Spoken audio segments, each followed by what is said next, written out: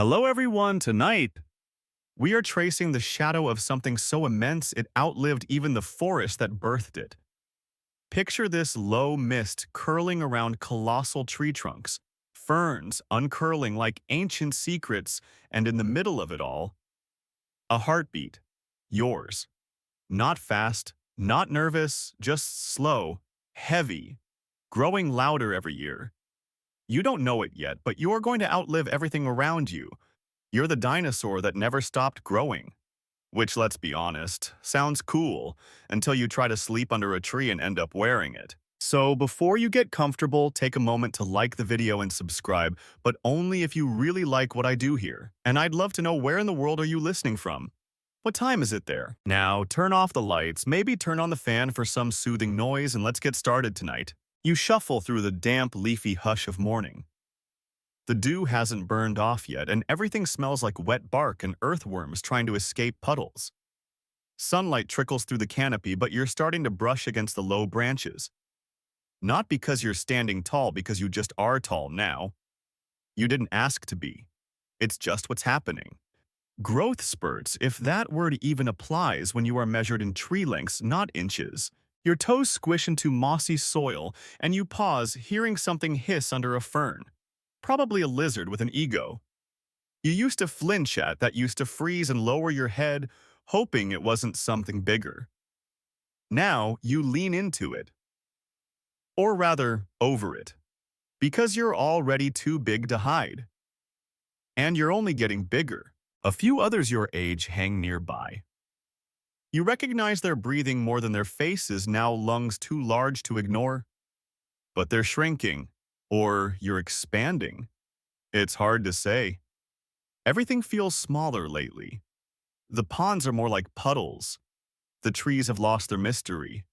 You can see their tops now, and they don't seem to be keeping many secrets. One of the older juveniles stumbles beside you, grumbling low and casual like an annoyed ox.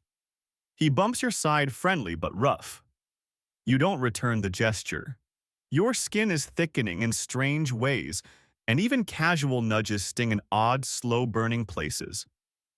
Your body is turning into something else, something the others don't seem to recognize. You try to nap standing up. Lying down is already a logistical puzzle, like trying to park a ship on a hill. Every position feels wrong. So you rest upright, eyes half-lidded, and pretend the flies aren't dancing between your eyelids. A bird lands on your back and doesn't leave for 20 minutes. You don't mind. The itch it picks at is one you couldn't reach anyway. The days stretch. You can feel the pull of your own bones, like branches bending under their own fruit. They groan at night. Not a metaphor, real groans. Your joints speak louder than your footsteps now. It's a language of creaks and pops and occasional, "What was that?" twinges. Maybe you're molting on the inside. Historians still debate whether some sauropods experienced continuous growth or capped out eventually, like trees hitting the edge of their own root systems. But you're not stopping. Not yet. Not ever, it feels like. You wake up taller. You sleep with your tail half curled into a ravine because your bed from last week just doesn't work anymore. You've outgrown your shadow. One day you catch sight of your reflection. A rare pond with water still enough to mirror back at you. You lean over it, hoping to see something familiar. You don't. There's no you in the eyes that blink slowly back. Just size. A face stretched across time. Even your snout looks ancient, like someone carved it for a future species to find. A mosquito lands on your nostril. It dies of exhaustion before drawing blood. Still, your mind doesn't feel older. That's the strange part. You're still curious, still alert, still a little confused by how many times the wind changes direction each day. You're not tired of living. You're just running out of room to do it comfortably. And yet in this leafy, loamy cradle of creaking giants and whispering ferns, you remain growing. A slow-motion landslide of life. One step at a time. Oh, and the odd fact of the night. There's a fungus today that grows faster than a juvenile sauropod. It's called Pilobolus, and it can launch its spores at 25 miles per hour. So in some bizarre race, the fungus would win briefly. But you're in this for the long haul. You smell hunger before you see it. Young jaws snapping nearby, not at you, never at you, but at each other, testing limits, testing luck. Their teeth are still white and clumsy, their legs too fast for their mass. You remember being like that. Kind of. But memory is slippery when your brain has stretched alongside your spine. You blink slowly. It's always slow now. There's just so much of you to move. The clearing isn't big enough anymore. It teems with young ones jostling for position, unaware of how small they'll seem later. One of them tries to rear up like you. Tries. Wobbles. Flops back with a thud that makes a few ferns throw up spores in panic. You sigh, not because you're annoyed, because even sighing is heavy now. Your ribs shift like tectonic plates every time you exhale. You shuffle around the edge of the group, hoping not to crush anything that still believes it's important. A tail whips across your shin, another accidental jab. They don't mean it. They don't know they're playing at your knees now. You used to be in the mix, loud, awkward, over-eager. Now, your very presence feels like a threat they haven't learned to name. A young female approaches. Her steps are sharp and deliberate, like she's rehearsed them. She doesn't speak, but there's a glance up, always up, and then she scurries away before you can react. Probably off to brag that she got close to you, as if you were already something rare. Truth is, you don't feel rare. You feel, displaced. Not even by others. By the scale of your own body.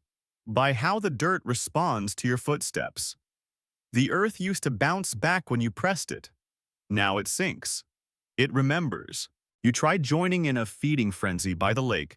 A tangle of long necks and eager snouts jostles for pondweed cattails and the soft stuff pulled from underwater roots. But you can't get close. The younger ones dart in front of you, their bodies small enough to slip between trunks and stones. You lumber toward them, and the group shifts unconsciously away from your weight. You eat alone now. That's when it hits you. Not loneliness exactly, just separation. You're the same species, but not the same anymore. You've entered another class of being. The juveniles haven't noticed, but you have.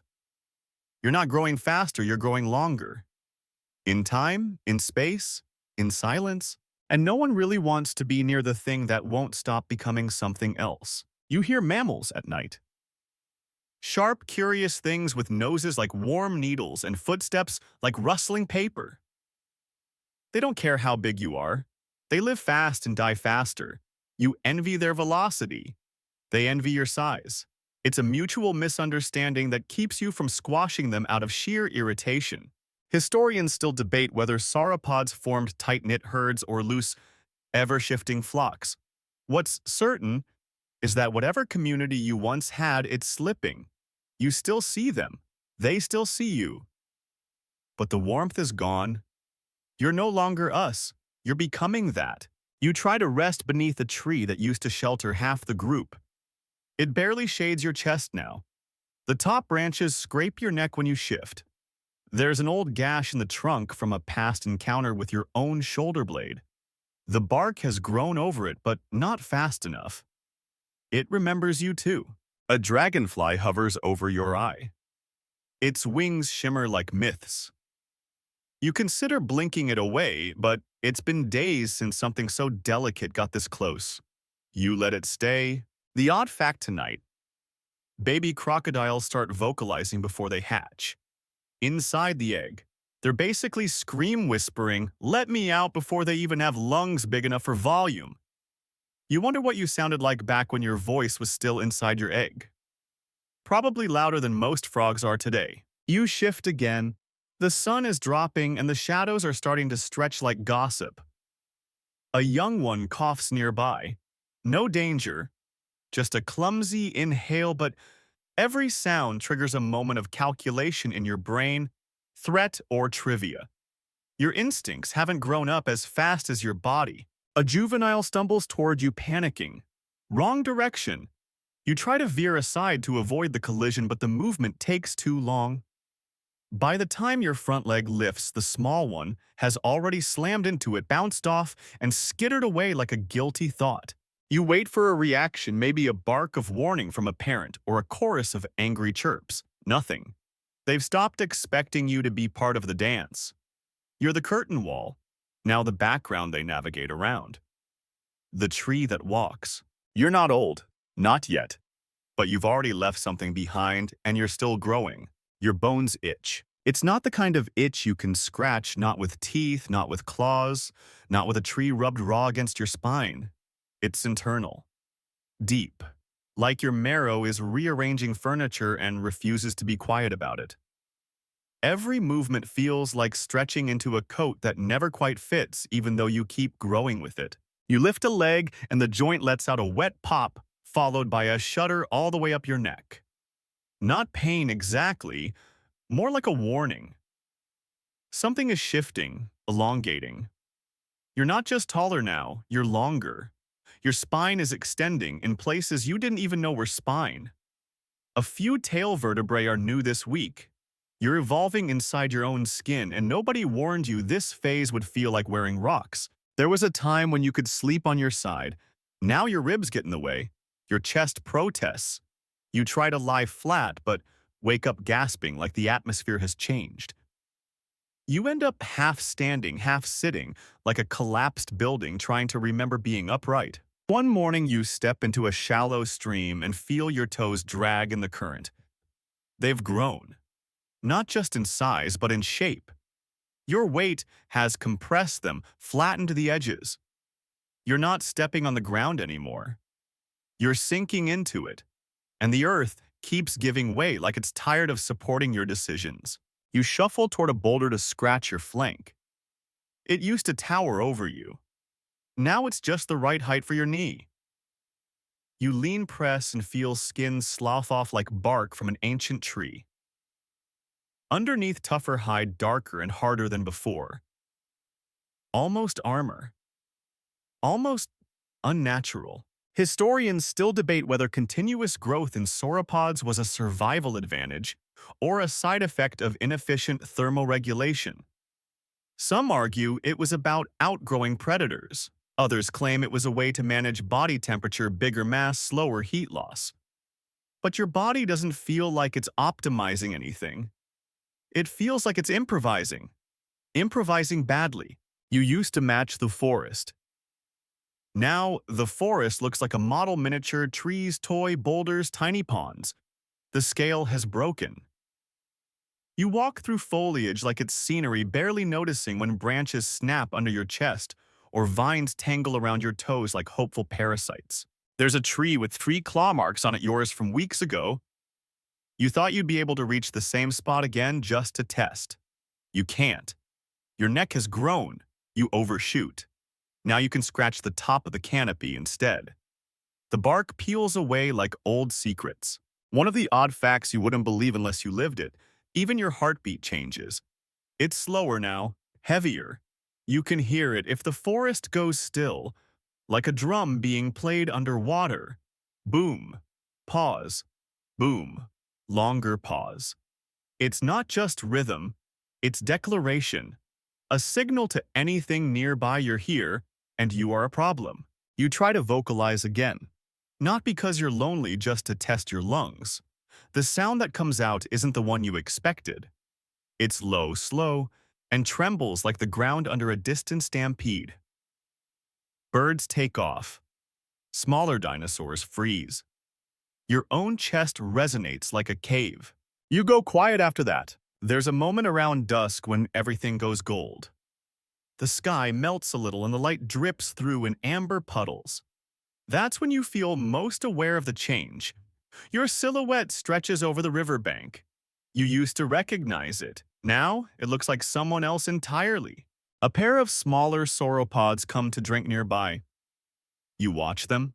They watch you. One of them mirrors your posture like a joke. You don't respond.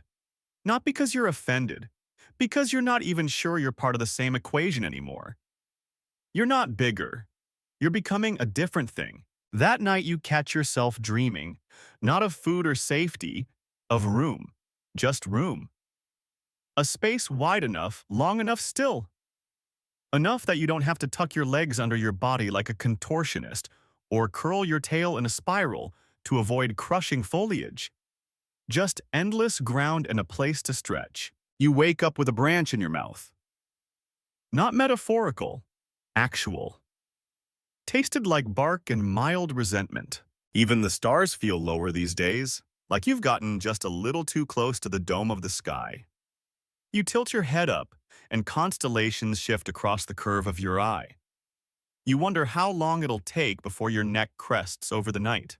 Oh, and a weird fact to end on giraffes today: only have 7 neck vertebrae just like you. Just longer. It's not how many bones you have. It's how far you stretch them before the universe notices and says, "Hey, cut that out. You're still stretching." You wake to emptiness, not silence. There's never silence here. The forest hums with creatures too small to name and too quick to see. But it's a different emptiness, the kind where a familiar pressure is gone.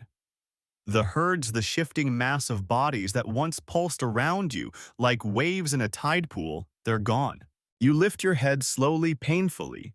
The sky is grayer than it should be. Something's shifted in the air cooler, damp with a warning. But that's not what unsettles you. It's the tracks, or rather, the lack of them. No fresh imprints, no tails dragging through the underbrush, no wide meandering paths hacked out by wandering feet. They left, without you. You don't remember the moment it happened. Maybe they drifted away gradually. Maybe one night while you slept with your chin on a warm boulder, they decided you were too slow, too large, too much of a hassle. You wouldn't blame them. Herds you aren't sentimental. You try to follow. Your legs feel like anchors, not out of fatigue, from bulk, from gravity. Each step pulls at your own foundation like you're dragging history behind you. You've grown taller than the surrounding trees now. The foliage parts reluctantly. You break limbs just by brushing against them. The forest floor is unkind. Roots you once stepped over now dig at your soles. Rocks that were once stepping stones are now ankle traps. You veer toward a clearing hoping for a glimpse of the others. Nothing.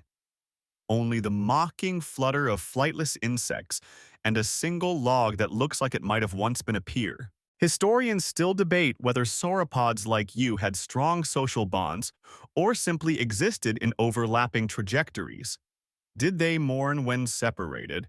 Did they care who walked beside them? You don't know, but you remember the rhythm. The way it felt when dozens of massive lungs shared your tempo. That rhythm is gone. By midday, you find a trail. Faint, worn, nearly erased by wind and water, but a trail. You press your nose to the grooves. The scent is familiar, stale. They passed this way days ago. Too many days. You pick up the pace. Or try to. That's when the pain starts. Not sharp, deep. Like your femur just asked for a vacation and your knee replied, "Not now." You limp adjust, compensate. The ground dips ahead and you hesitate. The incline is shallow, but for your weight, it might as well be a cliff. Halfway up the slope, your tail catches on a tree. The trunk snaps in half. You don't stop. Not out of indifference, but because if you stop, you won't start again. You crest the hill and see more emptiness, more trees, a valley that yawns like an apology. You call out. The sound is low, mournful, and rolls down the slope like thunder with regrets. No answer, just a startled flock of winged things flapping into the distance like your past life leaving in a hurry. You drink from a narrow stream, your throat pulsing like a bellows. The water is cold and sweet and indifferent. As you lift your head, a single frog croaks nearby. You stare at it. It stares back. Two creatures caught in a moment of mutual misplacement, then movement. Far off across the valley, something shifts. Large, slow. Your heart thuds once. Is it them? Is it? No, Not your herd, not even your kind. Just another dinosaur, smaller squatter with a frill like a walking curtain and eyes that calculate from beneath heavy brows. It snorts once and disappears into the trees. You were a curiosity, nothing more. You sit, or try to. The motion takes minutes. Vertebrae complain. Your tail swings wide and knocks over a rotting log. A cloud of beetles erupts into the air like gossip escaping an old secret. The odd fact of the day.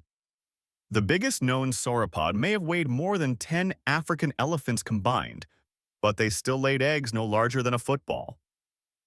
Evolution, it seems, has a sense of humor. You rest there on the edge of a slope alone, still growing. Your skin tightens in new places. Your eyelids feel heavier than before. But your ears, if you could call those shallow cavities ears, still twitch with every echo. You're not lost, you're just too big to follow. The air smells different here, damp in a way that clings. Heavy with rot and sweet decay. The canopy thins as you descend toward the waterlogged basin, and every footstep squelches into the ground like it's reluctant to let you pass. You followed the valley floor far from where the others vanished. The world down here doesn't open to you, it sinks beneath you. A few birds scream as you pass, not in fear, in protest. You're too big to be sneaky, too loud to go unnoticed. Your spine sways like a bridge with loose supports. Even the frogs pause their rhythm when your shadow rolls over the swamp edge. You settle near the pool, not because it's safe, because it's soft. The mud is warm, not inviting exactly, but manageable. It molds under your weight and cradles your hips. For the first time in days, you feel less like an intruder and more like a creature that belongs somewhere. The water is dark and still, flecked with broken reeds and sluggish ripples. Something moves beneath it, a fish or a thought. Your tail drapes into the shallows, sending a lazy wave across the surface. A few insects land on it, mistaking you for driftwood. You don't care. Let them stay. There's room. You lean forward and sip. It's not thirst, it's the ritual of drinking. A rhythm, a reminder. You're still here. Still animal, despite the size that makes you feel more like a geological event. You've stopped chasing the herd. They didn't wait. You won't wait for them either. Instead, you learn the language of the swamp. How your weight changes the flow of water.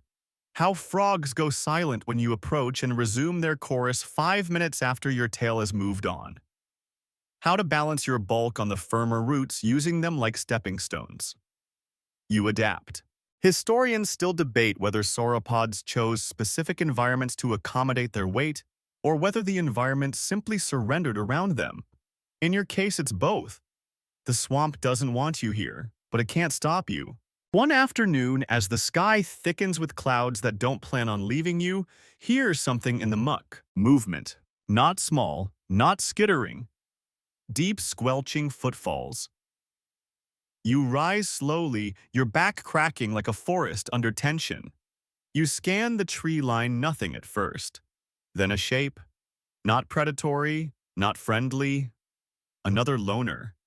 Huge, slow, like you. It doesn't approach, it watches. A few paces closer to the edge of the tree line, half in shadow. Neck arched like a question mark. Its flank is scarred, its eye is tired. You don't speak. But something passes between you, a recognition.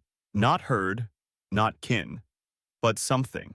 A storm rolls in, the stranger disappears. Rain falls hard, too hard. It echoes off your back and rolls down your neck. You shift under the deluge water, slipping between your shoulder blades like liquid memory. You've outgrown fear of thunder. When lightning cracks the sky, your only response is a blink. You're older than noise now. Still, rain makes everything heavier. You move less, sleep more. Watch the world swirl around your ankles. Small creatures climb reeds to avoid the flood. You give them space. There's no malice in you, just momentum. The odd fact for today: there's a species of ant that builds living rafts out of its own body when floods come. They link together legs, jaws, torsos to float, as one writhing, waterproof colony. You wonder what that would be like, to be part of something that holds you up. You shift again, sinking deeper into the mud. Your breath fogs the air like mist rising from a buried spring. A tiny creature hops across your forefoot and vanishes. You barely feel it. You don't miss the forest, or the trail, or the sound of others. You miss being small enough to move freely. But here in the swamp, there's no one to trip over. No expectations, no scale comparisons, only reeds and rot, and the slow forgetting of footsteps. You close your eyes and listen to the frogs. You never meant to grow above the trees. It just happened gradually, then completely. One morning you stretch and a branch snaps above your head. You blink confused, not at the sound but at the feeling that follows light, warmth, sky. Your head has breached the canopy. And what do you see up there? It isn't what you expected. The world above the trees is bright and brutal. No comforting shade, no flickering shadows, just wind and distance and a sun that stares back without blinking. A pterosaur glides past your face and flinches mid-air, banking hard. It doesn't expect you, doesn't recognize you as terrain or threat. Just too large. Its wings wobble like sheets on a clothesline. You watch it veer off with what you assume is pterosaur profanity echoing in the wind. That's when it hits you. You're not hiding anymore. You can't. You're taller than the forest. You're part of the horizon now. You step forward. The canopy rustles, crackles, collapses in places. Birds scatter. Some don't even get the chance. The treetops bow as your shoulders brush through and you imagine what it would feel like to walk through clouds the same way. A wandering mountain, a slow-moving storm. A few smaller dinosaurs watch from below, unsure if they should flee or follow. You don't react. Let them decide. You're no longer a part of their map. You're the thing around their map. Historians still debate how tall sauropods could raise their necks. Some argue they angled low for grazing. Others insist they reached skyward, stripping the highest branches like giraffes with ambitions. You don't care about the debate. You just know the tallest ferns don't even make you pause anymore. But height comes with its own problems. Wind for one. Stronger up here. It howls through your nostrils at night, whistles down your vertebrae, and tugs at your skin like invisible predators with no teeth. Cold, too. Not deep cold, just sharp and unexpected. Like the air resents your elevation. Your sense of balance changes. You adjust your stride wider, slower, with careful shifts of the tail, like a counterweight on a crane. Every step requires more thought now. You feel like a tightrope walker with no rope, just the possibility of collapse. Then there's lightning. You see it before you feel it. A flicker, then another. The sky is gathering a story it intends to scream. You turn your head slowly and realize you're the tallest thing for miles. A crack of thunder. No delay. It's right overhead. You don't panic. You just move. It's the first time in days that you really move. Not the sleepy, bog-dragged shuffling of swamp life. A full turn, 3 wide strides, a lean into the wind. Your muscles creak like wooden beams under pressure, but they obey. You don't think, just shift course and press toward the thicker trees. Rain follows. Thick drops heavy like stones. You duck not because it helps, but because it feels right. Instinct doesn't scale up with size, it just gets slower. And you're late to most of your own decisions now. Eventually, the storm passes. You emerge drenched and glittering. The forest glows in its aftermath. Leaves shine with unnatural green puddles, turn the ground into a mirror of the sky, and every creature seems to whisper, "That was close." You sniff the air. It smells of ozone and old roots. You tilt your head up once more. The clouds are retreating. The sun peeks through in quiet apology, and there on a distant hill another shape.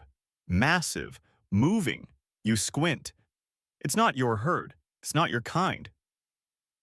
But it's something big, something real. You bellow, not loud, not desperate, just present. The shape pauses, and then turns away. Figures. The odd fact for today. The blue whale is currently the largest animal on Earth, but its heart, roughly the size of a small golf cart. Yours, by comparison, is more like a hot tub that never stops thumping, and still it breaks just a little. Because the sky has noticed you now, and you're too tall to ever go unnoticed again. You're being followed. Not closely, not aggressively, just enough to notice. At first you think it's coincidence. A few cracked branches, a snapped fern. The kind of signs the forest leaves behind for itself. But then you feel it a rhythm behind yours. A hesitation in the shadows. The kind of presence that waits until your tail clears a ridge, then steps exactly where you stepped. You pause beside a riverbed half drained from the recent storm. The water glints but doesn't flow. A reflection shimmers yours. And then, something else. Lower to the ground. Quieter. Watching. You don't turn your head. Instead, you shift your weight and plant your forelimbs slowly, letting the mud suck at your foot with exaggerated sound. A challenge. A warning. You're not sure. Whatever it is behind you, it doesn't flinch. For a moment, you wonder another giant lost pier. But the footfalls are too light, measured, intentional. Not the weight of something huge and unthinking, but something patient, curious, possibly carnivorous. You move again, making your trail harder to follow. You steer through denser vegetation under fallen trees and between clusters of boulders that ache beneath your passing. The sound of pursuit wavers but doesn't stop. Who follows the creature too big to lose? Historians still debate how vulnerable a fully grown sauropod truly was. Were predators discouraged by size alone? Or did they shadow the old, the weak, the too big to maneuver? The answer likely depends on the predator and how hungry it was. You reach a wide clearing overgrown with reeds. You stand at the edge and wait. 10 long breaths. Movement.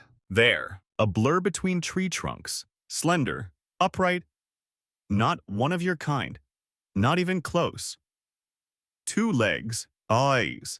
A long tail counterbalancing the careful steps. Eyes that gleam in slivers of light. A theropod. Young.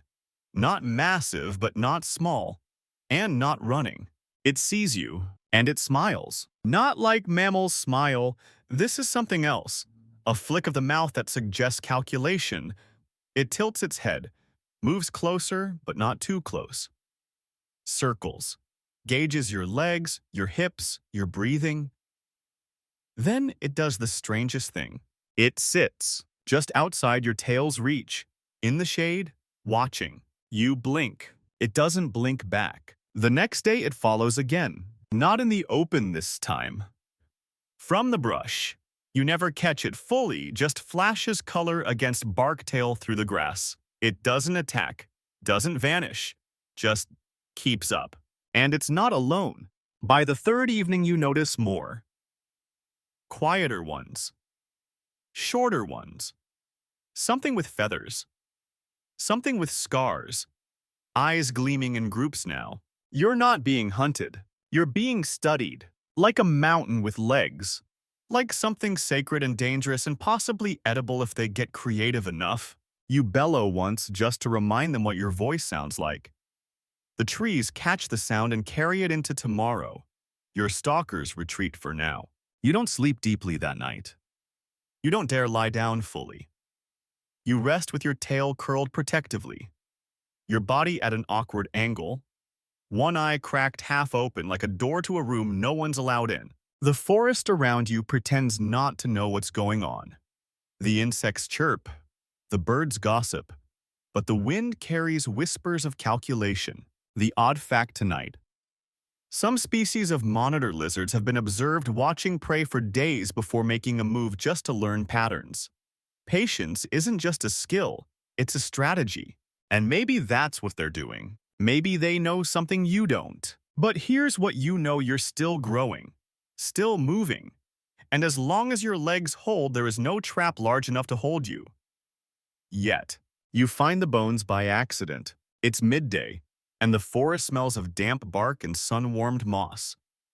You're following a winding river that's grown sluggish in the heat, your feet sinking into the soft banks with every step. When you turn a wide bend looking for a place deep enough to soak your belly, you catch a sour note in the air, sweet and bitter like time gone bad. You step forward. The ground shifts beneath you, less resistance, more give. You pause, lower your head, and peer through a curtain of reeds. What you see makes your stomach clench, which is saying something for a creature who has 3 of them. Bones, so many bones, half submerged, jumbled, ancient. They stretch across the river's edge and into its shallows, white and beige and gray, some bleached smooth by sun, others green by algae and moss. Ribs longer than you are tall, skulls shattered like broken temples, vertebrae curved like the ribs of boats left unfinished. At first you think it's just coincidence, a flood maybe, a bad migration, but the longer you stare, the more deliberate it feels. This wasn't random. This was accumulation. You shuffle down the slope cautiously, your steps muffled by the moss. The water gurgles indifferent. A dragonfly hovers near a femur taller than a tree. The sun flickers across bone and water like an old film reel. You can't look away. The bones are yours. Not literally, you didn't know them, but they were like you. Giant, long-necked, bodies built for mass, not speed. Creatures that never stopped growing, until they did. Historians still debate whether sauropods had formal nesting grounds, or if they returned to familiar places to die. Some think it was instinct returning to the water for relief. Others argue that predators herded the weak to places just like this where escape was impossible. You crouch awkwardly at the edge of the shallows, your tail curling beside you. One skull is mostly intact eye socket staring skyward, jaw open like it died mid-question. Moss grows in its cheekbone. A small plant blossoms where a tooth once sat. You lower your head, nostrils flaring. The scent is old, faint, but unmistakable. You know what death smells like. And these weren't short lives. These were slow, sprawling epics, cut short perhaps, but not cheated. Among the bones, something glints. You squint. Move closer. A piece of rib has been worn hollow and smooth, polished by years of water flow. It shines in the sun, a natural sculpture. Birds land on it. Frogs hide in its curves. It's part of the ecosystem now. That's the moment it hits you. You're looking at your future. Not a metaphorical one, a literal future. Someday, if things don't go wrong, your bones will rest beside these. The river will take your weight. The moss will climb your spine.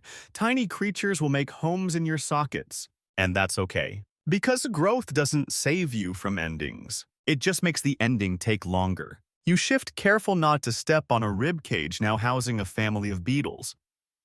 You move through the graveyard with the kind of respect humans will one day invent rituals for. You nod at each skeleton like they're old teachers. You rest beside the largest skull you can find. Its size dwarfs yours. Not by much, but enough. It reminds you that you're not done. Not yet. You tilt your head up. Clouds crawl across the sky. The wind changes direction. Somewhere a distant roar echoes through the trees. You don't flinch.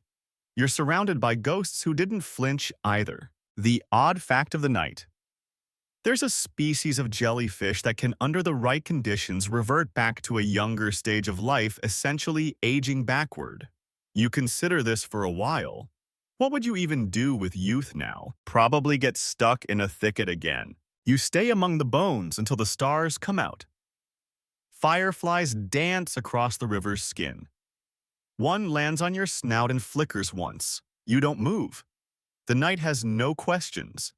Only answers you're not quite ready to hear. Yet, sleep becomes negotiation. You don't lie down easily anymore.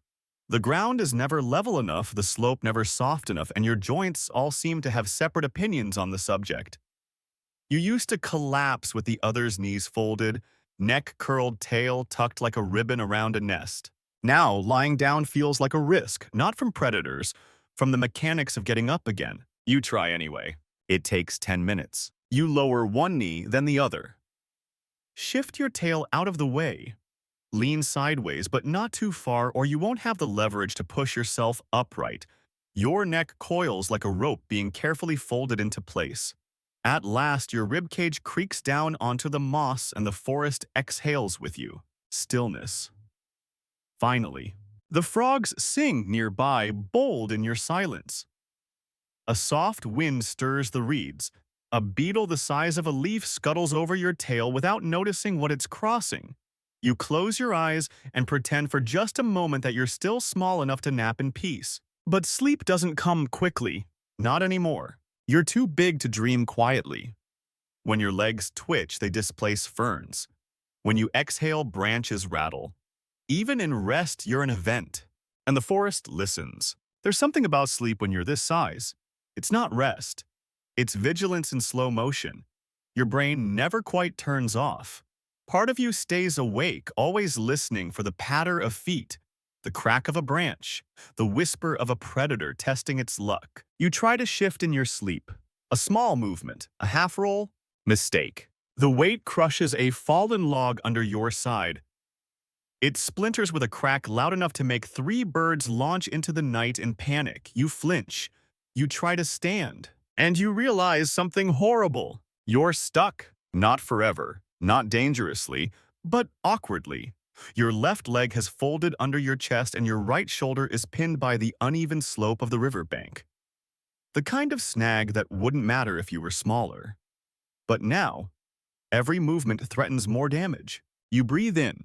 Wait. Test your options. There are few. You shift your hips. Your spine trembles. You try to push up with your neck, but your own weight counters you. The panic comes quickly and stupidly. You feel it rise from your belly like a stampede of insects. You are not supposed to fall. Historians still debate whether large sauropods could lie down without help from inclines or water. Some argue they floated to ease the stress. Others suggest they slept standing like elephants. But you're here now, and the truth is getting up might be the hardest thing you've ever done. You dig your forelimbs into the mud. Push, strain. Something in your chest pops like a drum under pressure. One leg shifts free, the other follows. With a groan like a thundercloud, you rise. Not gracefully, not triumphantly, but upward. You stand, sway, breathe. And then, without thinking, you roar. Not for anyone, not as a warning, as relief. A sound that shakes the canopy and scares away every whisper that dared creep close.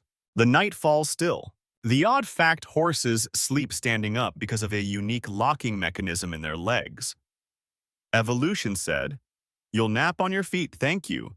You wish your knees had that kind of diplomacy. You remain standing now. You don't trust the earth beneath you to cradle you again. Instead, you watch the stars shift behind the cloud break. Your breathing slows. Not sleep, but something close enough. You've become a thing that rests like a mountain. Because when you're too big to fall safely, you learn to remain awake. Just enough. You almost miss it, the tree. It's small. Not the kind of thing you'd usually notice. Just a slender stalk barely reaching above your ankle, a youngling in a patch of churned soil. But something about it halts you. You lower your head, sniff. It's growing out of your footprint. A perfect depression, rounded at the heel, narrow at the toe. Pressed deep into the earth, hardened by time and rain, and right in the center, sprouting upward in quiet defiance, is a tree. You tilt your head. It's absurd, hilarious even. You who never stopped growing, now carrying growth behind you like footprints filled with future. You let out a slow breath. It stirs the leaves. This was weeks ago, maybe months. You don't even remember taking that step. And yet the ground remembers. The soil gripped your weight, held it, and decided to use it. Historians still debate the ecological impact of sauropod migration. Some theorize that every footstep reshaped the forest, digging channels, scattering seeds, clearing canopies. You don't need the theory. You see it now in the miniature sapling daring to rise from your wake. You glance around. More footprints. Some shallow, some deep. One filled with moss, another with pooled water, and a frog colony chirping like a percussion section in a leaf orchestra. You've left a trail of small worlds behind you. Unintended gardens. You move forward, but now you're watching. You slow your pace. Avoid the saplings. Step around the hollows where birds have started nesting in the shadow of your imprints. One has woven your shed skin into its nest. A scale larger than a plate glints in the sunlight like armor gifted to a songbird. You didn't mean to nurture, but you did. A pair of small mammals dart across your path, furred, jittery, wide-eyed. They vanish into the underbrush before your foot even lands.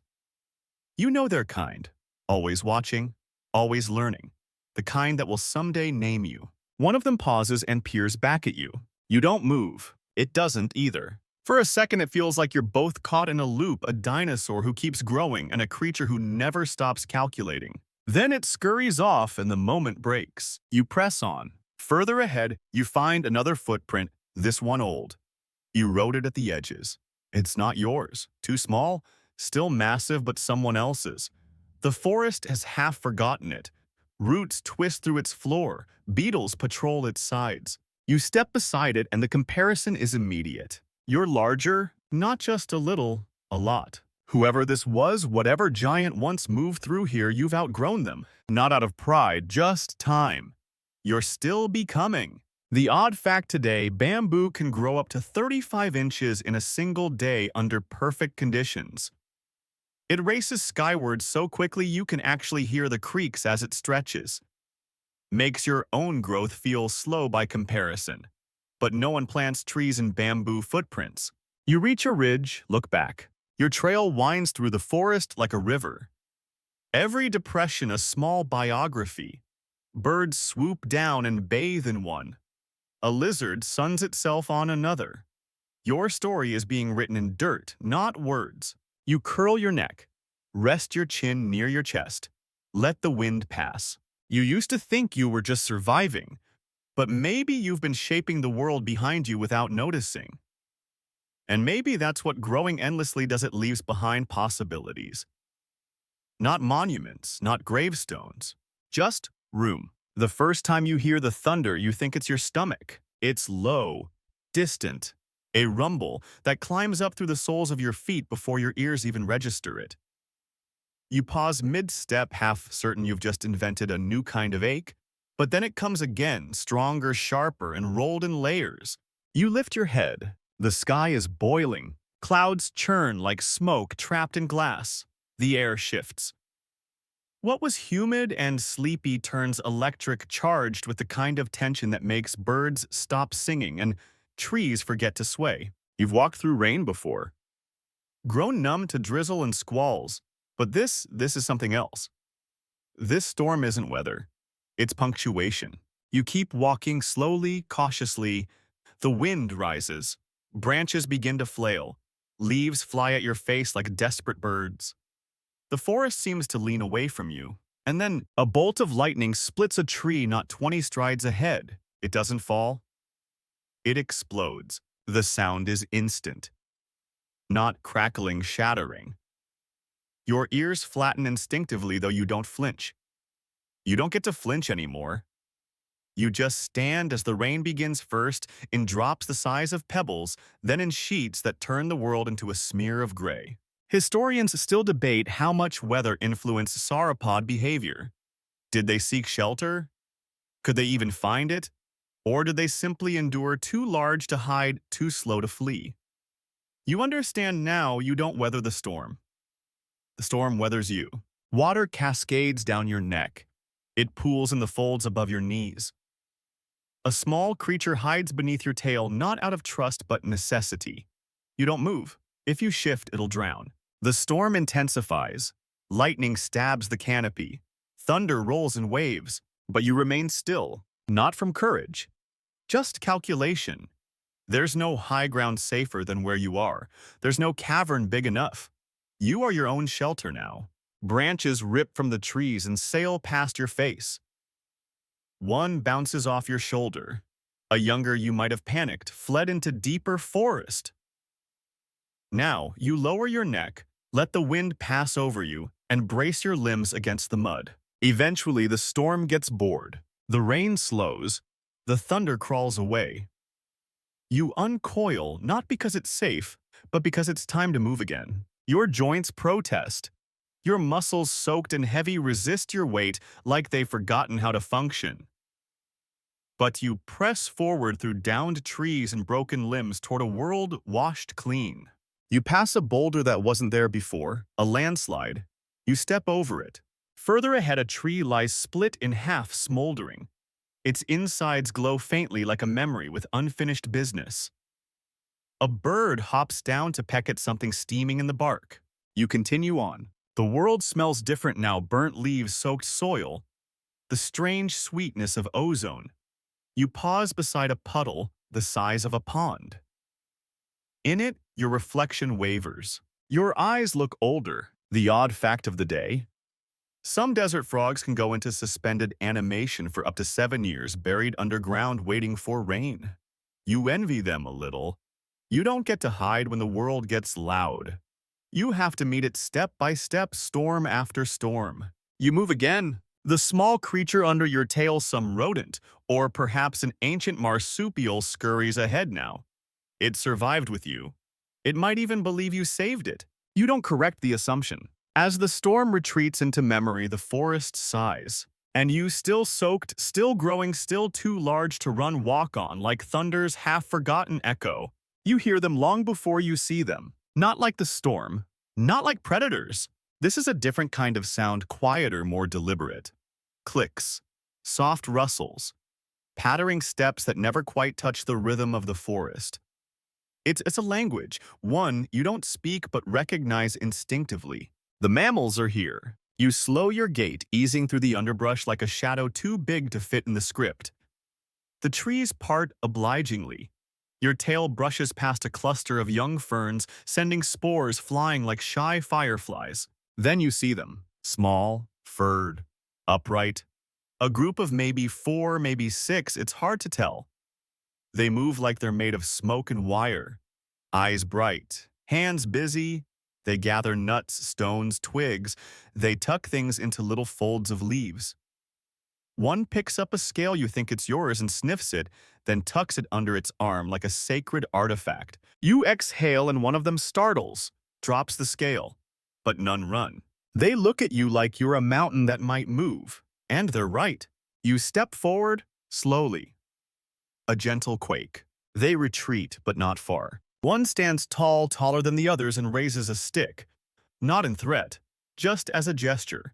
It reminds you of how juvenile sauropods used to stretch their necks toward you, hoping to mimic your form. Imitation is the first kind of respect. Historians still debate the timing and extent of early mammalian nocturnality.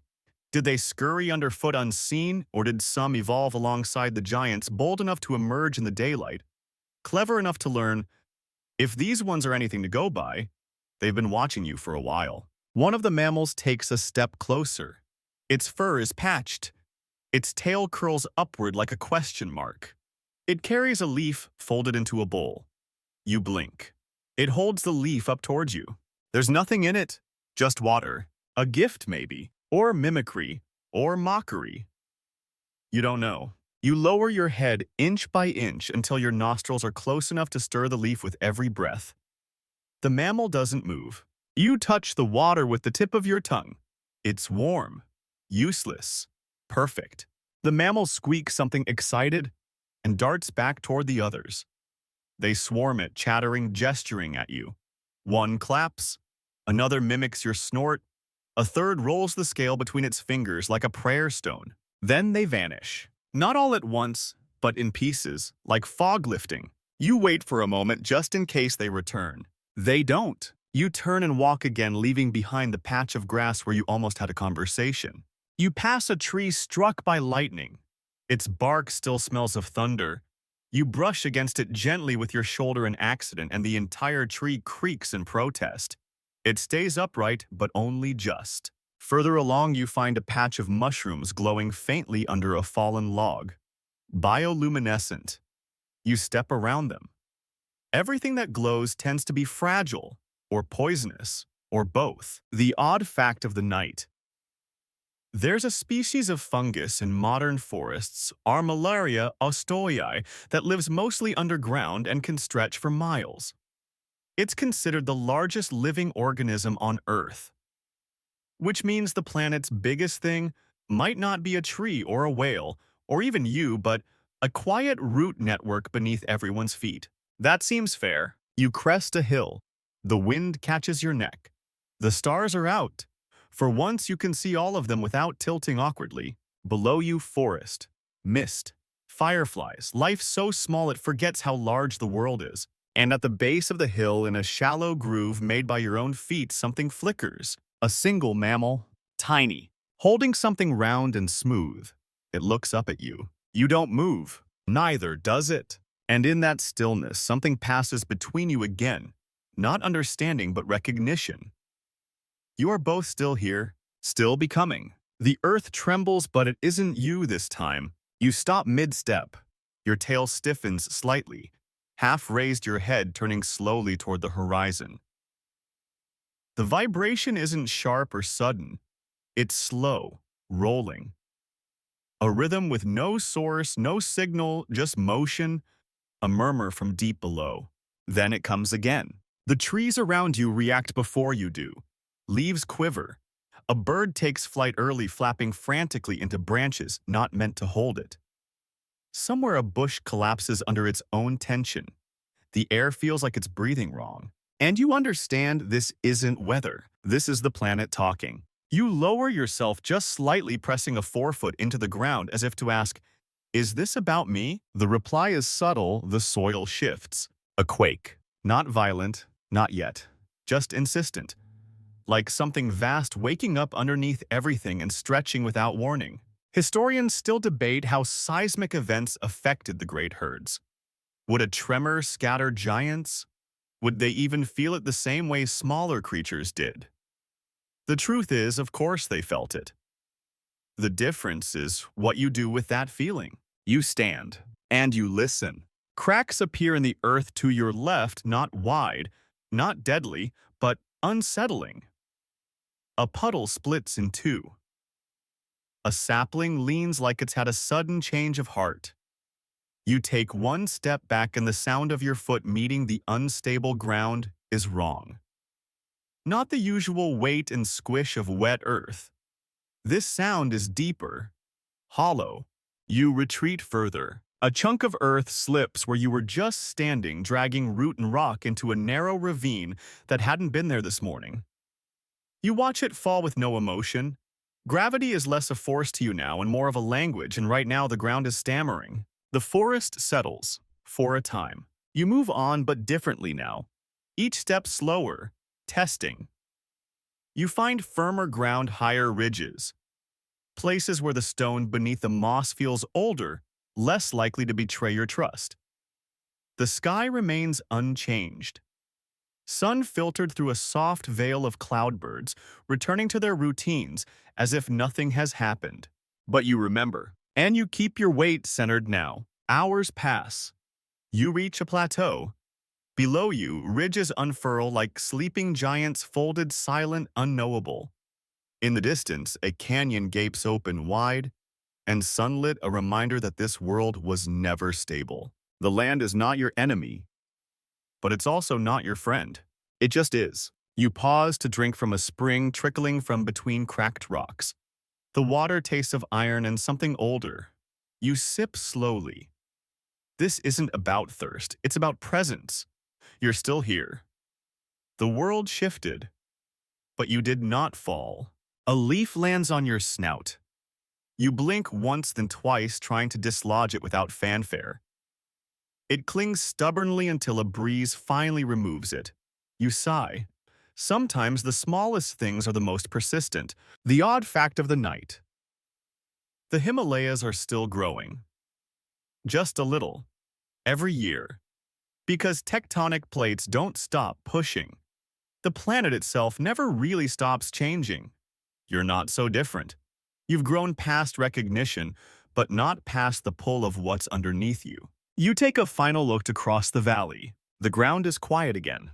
But now you know better. Even the oldest stone has plans you aren't privy to. And so you keep walking not because you trust the earth, but because standing still feels more dangerous than moving forward. You wake up and the world has shrunk again. Not because you've grown. Not exactly. But everything feels smaller now. The trees seem shorter. The hills look like folded blankets. The sky, once endless, now fits inside your thoughts. You stretch your neck and it brushes a branch that used to be high. You step into a river and the water barely reaches your ankles. You turn your head slowly and realize you no longer fit this world. Not physically, not ecologically. You've outlasted the scale the land was built for, and the land knows it. Every step you take now is answered by a creak, a shift, a sigh of protest. You are weight-made memory. The planet remembers you as pressure. Food has changed too. The soft plants you used to love have retreated, replaced by hardier growths. Shrubs bark thorned things. The gentle leaves are gone, eaten by others, or evolved into defenses. You chew slower now, not out of exhaustion, out of reverence. Everything feels final. You catch glimpses of life you don't recognize. Tiny creatures with teeth like needles and eyes like midnight. Birds that fly silently and sleep upside down. A kind of mammal that stands, hesitates, then walks on two legs for more than 10 seconds. Things are shifting under your nose, adapting around your shadow. And it's not just them. The world itself is colder. The mornings linger with frost. The mist hugs the ground longer. Patches of ice appear where there used to be only mud. Your breath hangs in the air, visible. You've seen cold before, but never like this. This feels personal, like the planet is closing a window. You find yourself slowing not by choice but by design. Your bones don't ache yet, but they resist. You pause more often. Sit in shallow water just to relieve your legs. Watch birds nest in the hollows of your footprints without moving. Historians still debate the cause of the late Cretaceous cooling. Volcanic activity. Continental drift. A series of subtle, compounding changes. No single disaster, just the slow hush of a chapter ending. You walk to the edge of a cliff. Below, the ocean reaches in as far as it can. Not to greet the land, but to reclaim it. Waves chew at the stone like time with teeth. You lower your head, not in defeat, but to see it clearly. You are not dying. You are just still growing in a world that has stopped making room. Behind you, the forest has thinned. The other giants long gone. You don't know if they wandered off or fell asleep one night and never rose. You no longer hear their breath in the distance. No deep vibrations, just wind. You shift your weight and the earth beneath you groans again. But you don't stop moving. You can't. Growing isn't something you chose. It's something that chose you. And now you've reached the edge of the map, where trees don't grow tall enough to shade you and hills can no longer hide your silhouette. The odd fact for tonight: some trees like the bristlecone pine live for thousands of years, but only because they grow so slowly, barely changing. You wonder briefly if that's the trick. Stay small, stay long. But that was never your path. You exhale, and the wind carries it into the sea like a secret. You walk again, even if there's nowhere left to go. Because some creatures don't stop, even when everything else does. You feel it before it happens. Not pain, not warning, just quiet. A silence that settles deeper than sound, deeper than thought. The world around you slows, but not because it's growing cold or still. It's because you are. Your last breath rises in your chest, vast and unhurried.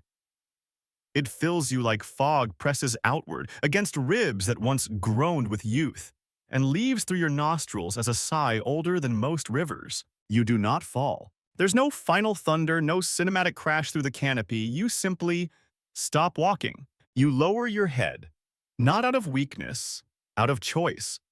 Your neck coils gently. Your body eases downward, one foreleg at a time, into a bed of leaves that forgot to fear you. The earth doesn't crack. It receives.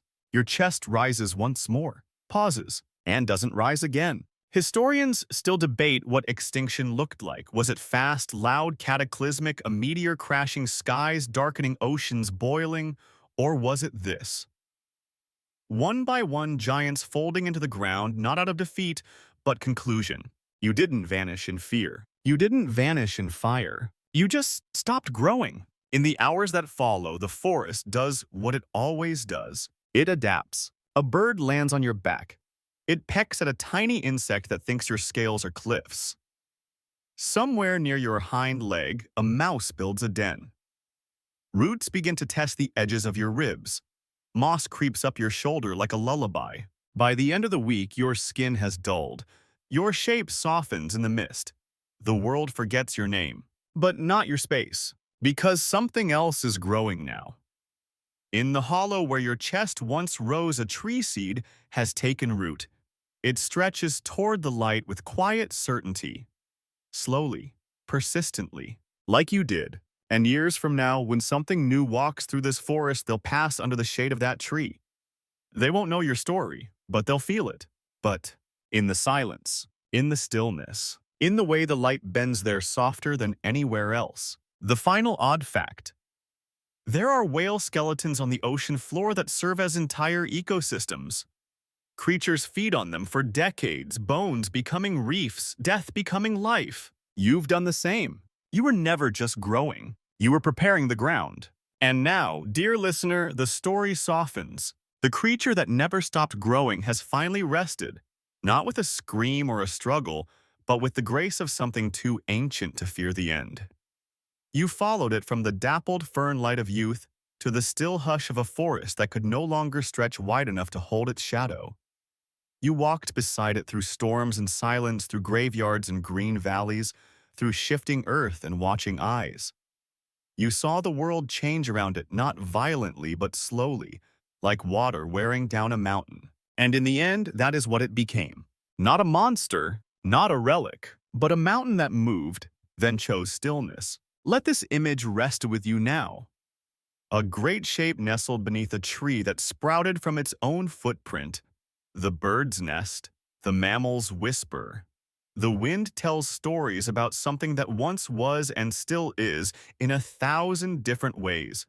There's no plaque, no name carved in stone, but the roots know, the moss knows, the soil remembers.